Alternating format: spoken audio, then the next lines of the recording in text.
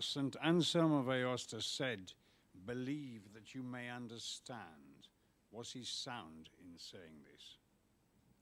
Well, I think there are an awful lot of cases where people who you really trust say things to you that you don't understand, and moving away from a slightly less emotion-laden area, just reading someone like Shakespeare, you know he's wonderful. You don't quite understand him, but you're quite sure that there was something there to understand. And so you keep on trying, and you keep reinterpreting, and you keep looking for the right interpretation, or you defer to authorities. So yes, I think it's a perfectly legitimate thing to do, and it can lead to wonderful insights. But it usually goes via reliance on the speaker in the first instance, and then you work on it. So yes, thank you. Any more questions? Yes, please.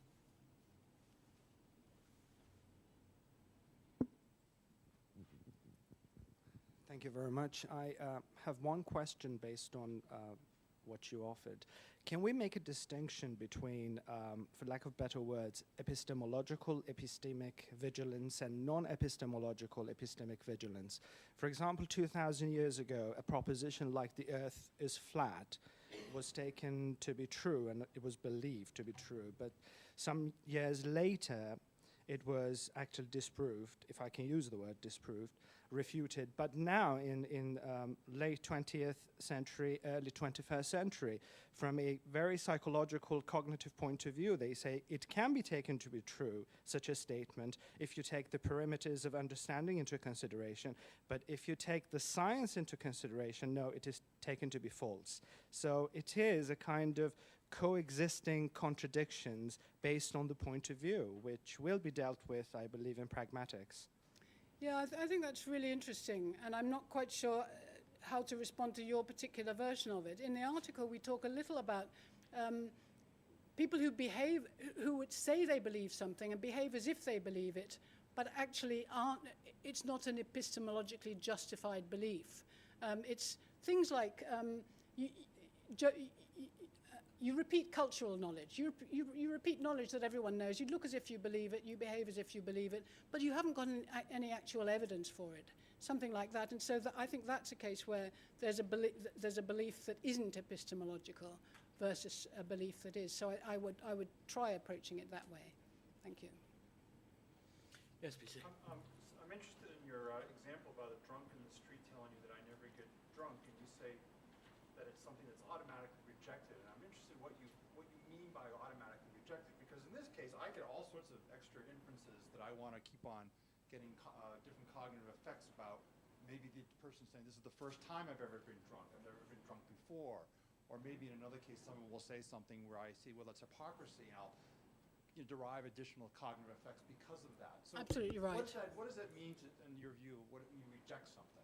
Yeah, that's totally right. So I should probably have chosen, that was my example, I have to say, and I should probably have chosen an example where there weren't any further lines of investigation. I just say, yeah, you're right, that's a bad example. But I think there are plenty of cases where that happens and there is just an automatic rejection. But I'll change the example. Rejection itself doesn't lead to a ceasing or processing necessarily. Oh, no, and of course the fact that someone has said something blatantly false can tell you a lot. So, but your thing was actually you were going on understanding, and I think you're right. Yeah. Okay. Yes, please. Up there. Teacher, one more. Yeah.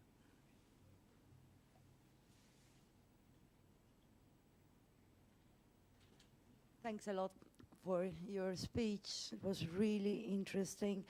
I wonder about the role of genre recognizing.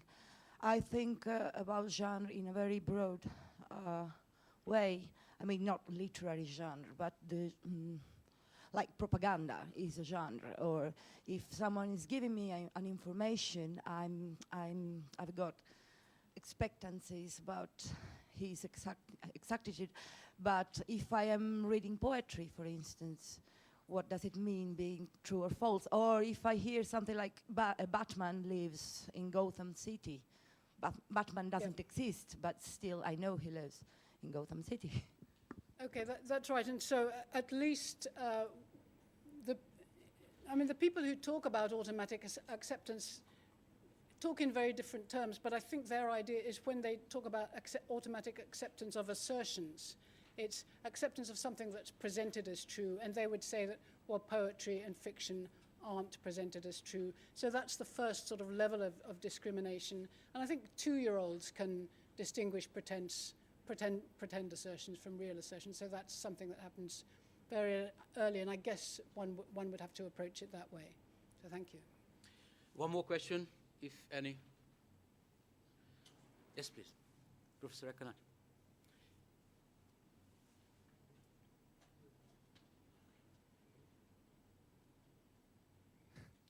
So I'd like to defend the philosophers. I knew you would.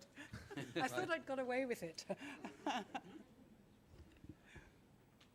So indeed, they say that communication is non-inferential in the sense that your acceptance of what is said, you're not done based on premises like the speaker is trustworthy and therefore I should accept what he says. It's more automatic. There is this process of accepting what we are told unless a reason not to do so. But I think this view basically tries to emphasize the analogy between communication and perception. But that doesn't mean that it is incompatible with pragmatics and the idea that inferential pragmatic processes contribute to what is said or to explicit content.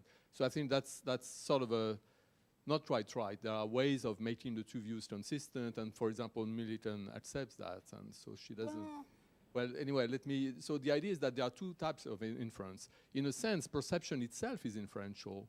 What you perceive in the sense in the cognitive sense, when you actually identify the things that you perceive.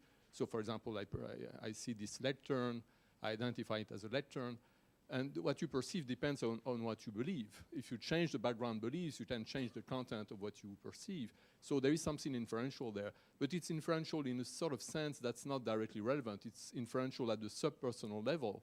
Now, you do distinguish between two types of inference, intuitive inference and reflective reasoning. I don't know whether that's exactly the same distinction, but something like a distinction between subpersonal and personal inference. What the philosophers you talked about have in mind is the structure of justification, personal justification, what the person who accepts something can adduce as reasons for his acceptance. And they say basically that there is no need for any inference at the personal level in the structure of justification. But that's quite compatible with there being all sorts of inferential processes at the subpersonal level involving a lot of pragmatics. No, but look, the issue is just that first I'm talking about pragmatics as an intuitive inference process, but whose output is a hypothesis about the speaker's intentions, and it's based on a premise that the speaker has uttered this. Now, I was thinking about you actually while I was writing this and thinking, now look, there's just no way Francois can get away with saying I've got two papers on this. That there is, yes, I know, that there is no inferential intention recognition. All you say is there's a lot of stuff goes on, but the output of it is part of the speaker's meaning, even for you. And if it's part of the speaker's meaning, it's based on a premise the speaker has uttered these words and a conclusion. This is what the speaker meant. Well, anyway, this can go on forever. But so yeah, I think you're actually wrong in saying you're wrong in thinking your approach is not inferential in the right sense. I think your approach is inferential, and because the output, read the quotes from those people, doesn't involve inferential intention recognition, content preserving. And you look at Burge, he says it's content preserving. As soon as you put extra things in there, which you do with disambiguation, reference resolution, metaphor comprehension, lexical modulation, there's a lot of stuff gets in there that wasn't put in by the speaker. So you're going beyond what the speaker put in. I just don't see how you can believe that lexical modulation contributes to truth conditional content and say you're preserving the content that the speaker put in. There's an element of vagueness. It's like perception. No. we never stop arguing. So. Okay. Thank you very much.